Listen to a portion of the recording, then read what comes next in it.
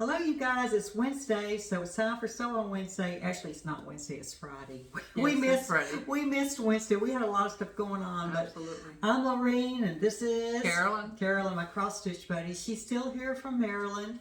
She has spent a month with us over the holidays, and she's going back home on Sunday. I know, going back home on You'll Sunday. miss me. I will miss you. Yes, you will. I will miss you. So we've had a really good time.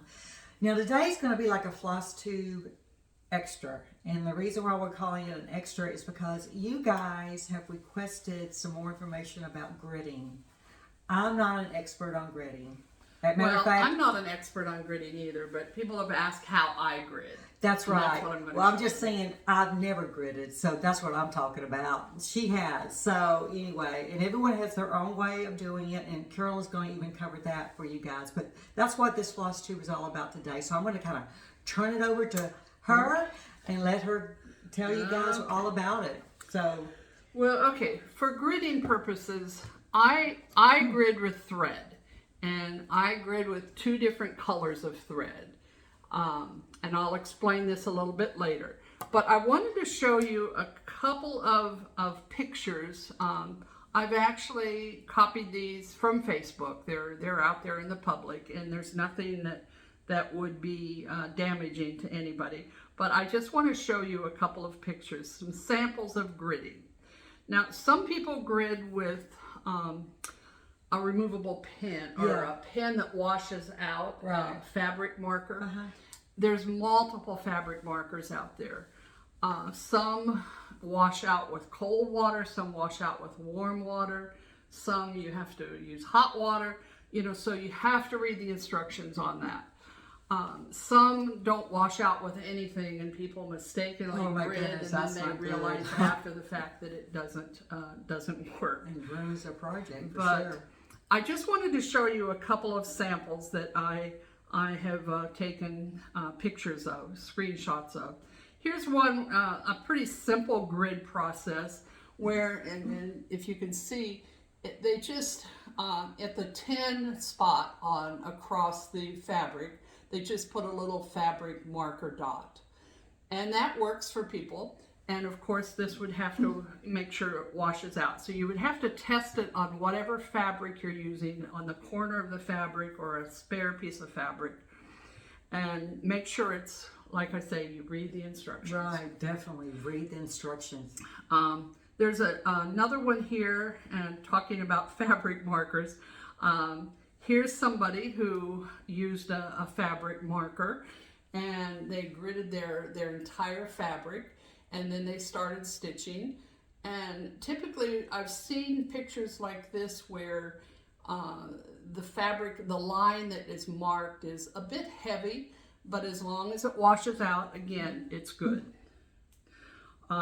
There's another one here I wanted to show. This person on Facebook posted this, and she gridded her entire fabric. It looks like a pretty large piece of fabric.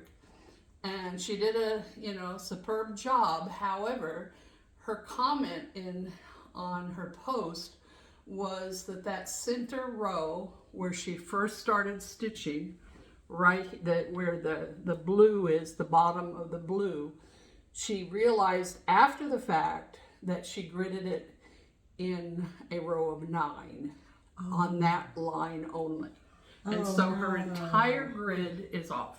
Oh, wow. And of course the question was, what do I do? And a number of people gave some comments. And basically at that point you would have to either wash it all out and start over or something. That would be very disheartening to have that happen. I know, so right? anytime in gridding, whether you use threads or markers, count. You have to count multiple times and cut once, mark once, whatever. That's the old carpenter adage or quilting adage. Right. You measure multiple times and then you mark or cut one time. The other couple of other gridding things I'll show you. There's one here where they did a superb job of gridding every 10 with a little tiny, the way they do this, and if you can see in the, without the shadow there, where they gridded the entire fabric where they go under 6 over 4, under 6 over 4, and so everything is at that 10 line. I am not as precise as this when I grid, and you'll see that on when I show mine. So, and there's one more I want to show you, one last one. This one is somebody who did the very symmetrical gridding where they did under 6 over 4. Right. And did a very, very fine job of gridding that. And then they started working on their project. It appears like they started in maybe the upper left-hand corner area. And then they cut away as they go. That is what I do. I cut away my fabric, or excuse me, the grid lines as I go. So there's something there to always look for. Right. Maybe it's not as precise, but you can still see, oh, well, here's the grid line down 20. Maybe this one is pulled out a little bit, and you can still count. So you can track it on your pattern. Right. So one last thing about gridding. Some people use friction pins. Anybody who knows has used a friction pin. A friction pin comes in multiple colors, and you can, in fact, I think I have a picture of that here. Someone posted something, and they have, these are friction pins here. And they do come in multiple colors, and you can certainly grid with those. The one thing about a friction pin, the ink disappears with heat. Right. So typically, when you iron it, it will disappear. But it will also reappear if it gets cold. So I've actually tested this one time, not with cross stitch, but with fabric, where you can mark something and iron it, and then put it in the freezer, let it get cold, and that line will come back. Oh my goodness. Well, I use those friction pins. Those are the kind. That actually is the brand I use too. Yeah, same here. But the one thing about a friction pin, when they first came out a number of years ago, the ink would disappear and stay disappear. From what I understand in some of the readings that I've seen, some of the articles I've seen, some of the current, even the same manufacturer, their processing process or whatever, their compound within their ink has changed.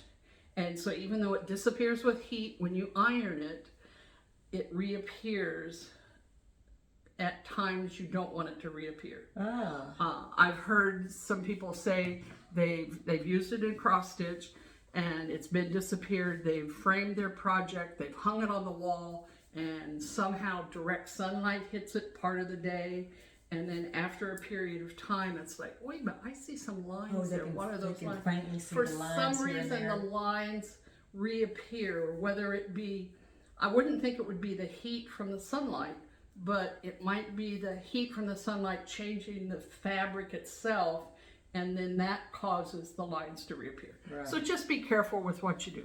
But let me show you how I grid, now that I've shown you all these other examples. Show us. Well, here's one, both in one of our past videos, Lorene and I talked about starting Oh Christmas Tree, which is a lavender and lace pattern. You've done a lot. She's going to show you this one, but she's also done a lot on this. Yeah, this one has been fun. This is the Oh Christmas Tree pattern by Lavender and Lace. And I did grid this fabric, and then I cut away as I work with it. Now I started in the bottom left-hand corner. Now, when you grid, you can start anywhere. You can start in the middle, the upper right, upper left, however you want, whatever is easiest for you. But like I say, I cut away as I work with the with that area of stitching. And so, but you'll also notice that my stitches are, they're not even, they're not erratic, except they are 10. Every 10 there's a line. And the key that I do, I use 2 different colors of threads. Can you hold that? Sure. I use 2 different colors of thread. The first thing I do is I mark the center of my fabric with one color. In this case, I used blue. So you'll notice that the blue fabric, there's a blue string right down here in the center. And then up here, there's another blue one up there somewhere. That is the center of the fabric itself. Now in this case, oh, I see. In this case, actually with this particular pattern, the center of the fabric was exactly the center of the pattern. And so you'll notice that here is the 10 line. This is actually the center of the fabric right there, where the crossroads of the blue stitch hits. And then I use a different color thread, and it doesn't matter what colors you use, as long as it's 2 different colors thread. And so in this case, it was exactly 10. Now I'm going to show you one where it's not exactly 10. And this is actually a very small pattern. I typically do not grid a very small pattern. Can you take this one off? Yes, Okay. that would be fine. Okay. This is actually a free pattern from Lavender and Lace. And it's the 2003, it just says 2003 design. And if you'll notice, it's an angel pattern.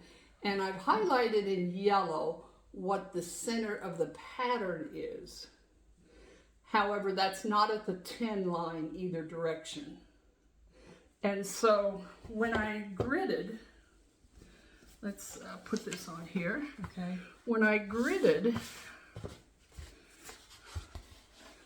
you'll notice that the blue line is a little bit off as far as I have the center of the fabric marked with blue, but then the grid lines in the horizontal line, I believe is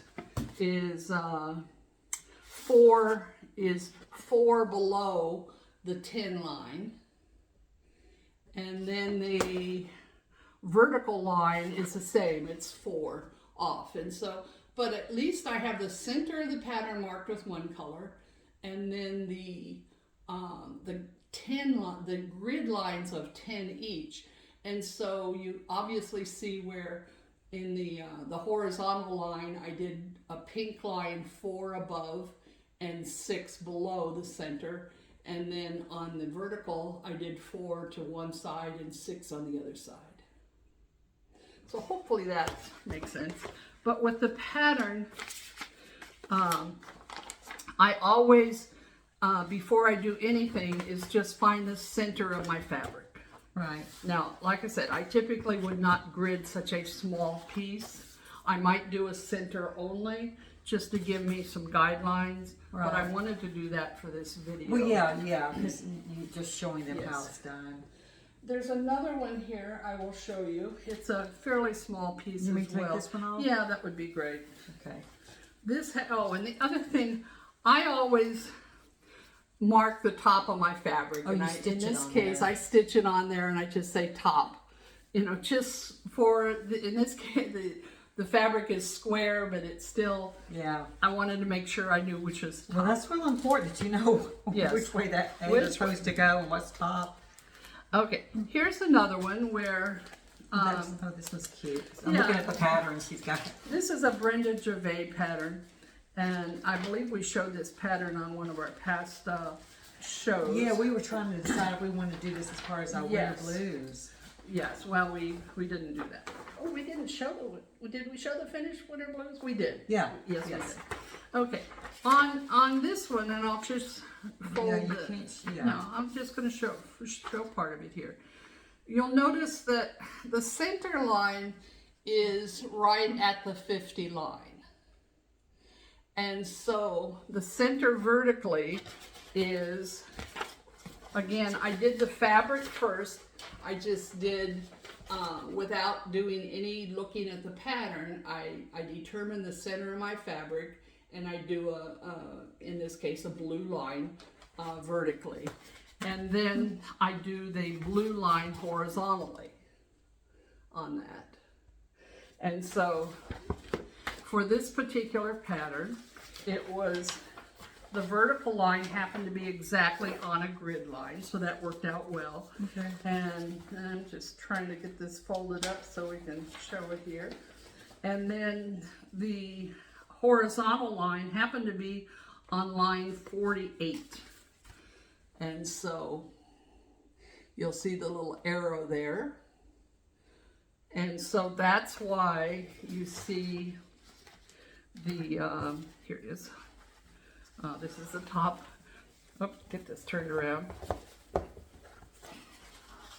So that's why you see the blue line. The horizontal line is 2 lines above the pink line, which is the grid line of 10.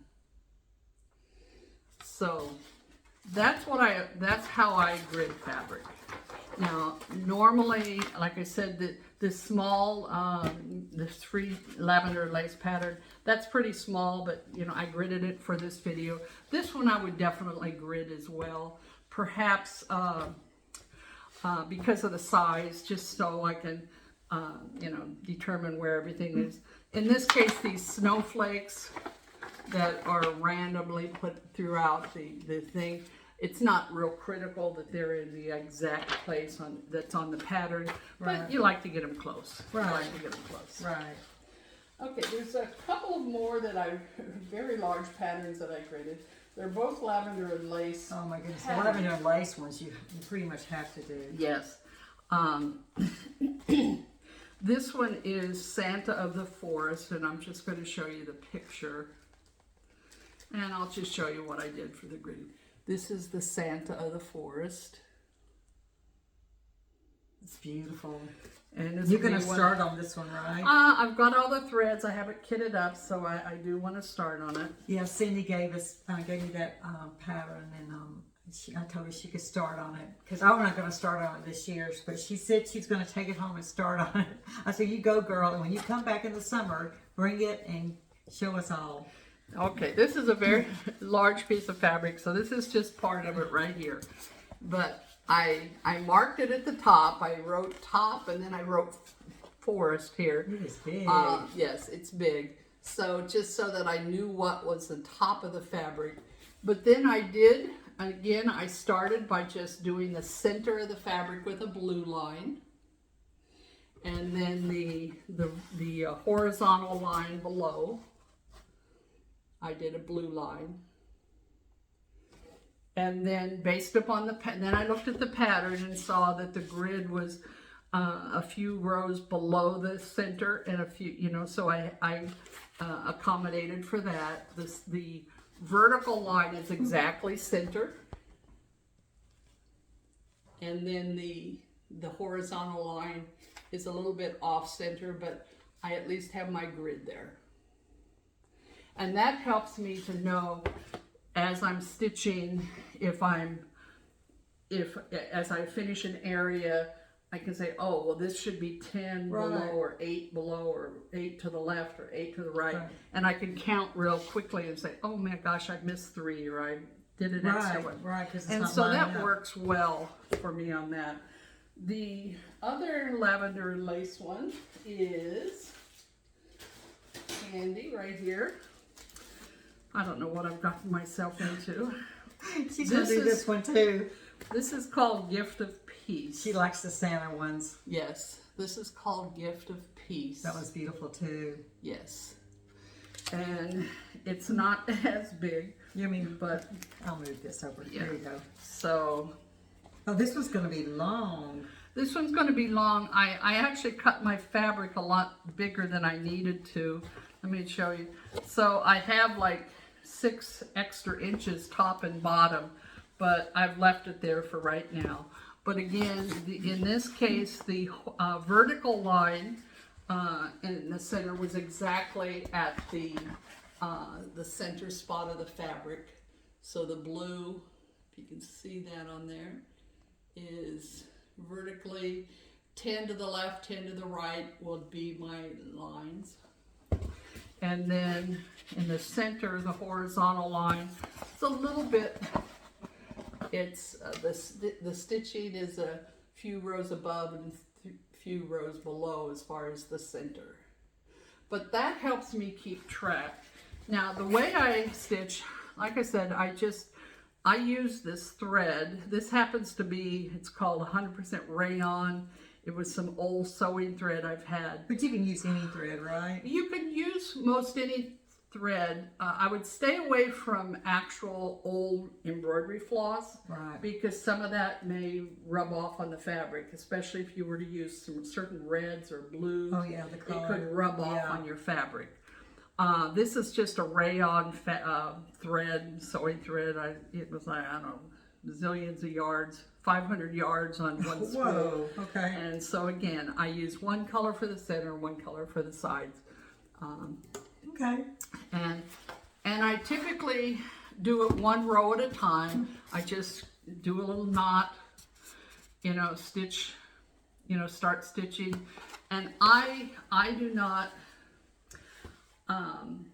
count exactly, because I count exactly as far as the 10 row.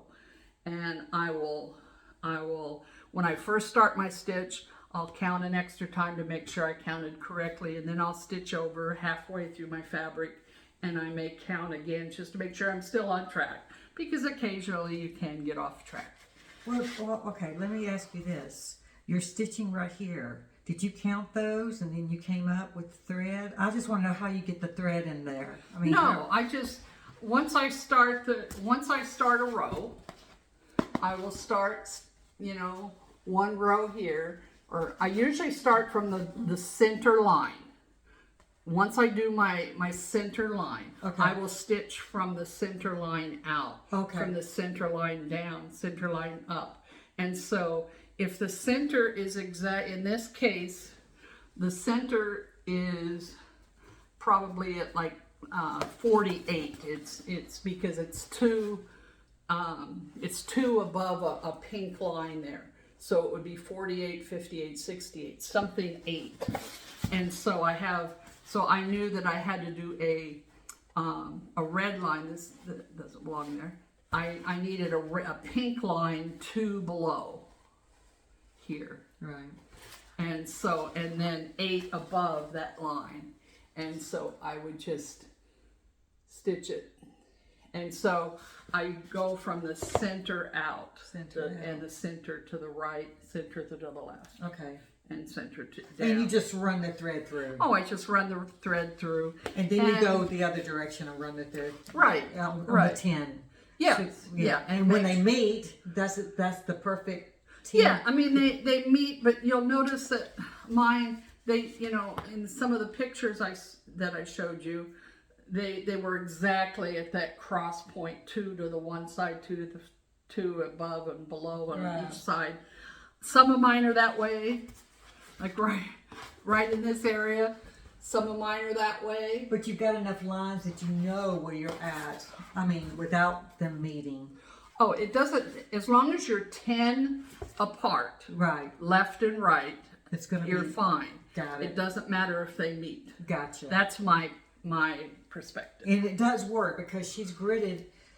She is so sweet. She spent hours gridding 2 of my lavender and lace that you guys have not seen in a while, because they're such big ones, large projects, that I got off count on both of them, and I wasn't sure how to fix it. So when she got back to my house this holiday season, I did. I told her about it, and she goes, Lorraine, let me grid them, and that way you can figure out where you're at. If you need to frog anything out, you can frog it out. If not, you continue on. And so anyway, that's what she's done. And like I said, it took her hours. You're so Days. sweet. It took days too, hours and No, days. not that No, much. actually, it took you 2 days on one of them. Yeah. It took a while, but that's okay. I'm going to show them what you did. Okay, yeah, hold on. It's the wedding. You guys haven't seen the wedding in a while because I got off track on her wedding dress right here. And so anyway, Carolyn came and did her gridding on it, and it really does work because I know exactly where I'm at. Now, let me just lay it down this way. It's a big one too. Yeah.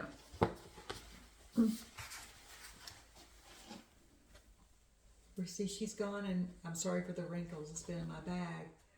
But see all the gridding she's done? And I had gotten off count right here somewhere. And I thought, okay, what row am I on? So she's gridded this whole thing for me. So when I return, maybe in the summer, this should be done? Well, it should be worked on at least because I stopped working on it because Okay, I I'm could going to not. take a picture of it where it's at now, and I'm going to compare it. Right. I will compare it. So that's the wedding, and I've got another one she did for me. Yeah, Like I gridded said, one more. had 2 lavender and lace that I was working on, and like I said, they were large. So this old Christmas tree we just started, she gridded it. Well, for I already me. gridded that one. Yeah, you gridded it for me What was before we the other started. one that I did? I can't remember. Oh, it's this one. It's the children's garden. Oh, the children's garden, yes. This one right here. I got off count on that over here where the rake is at and behind the little boy. So, and this one I could not figure out at all where I was at.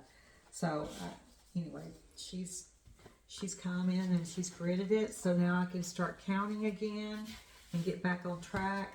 And hopefully I won't have to take out anything.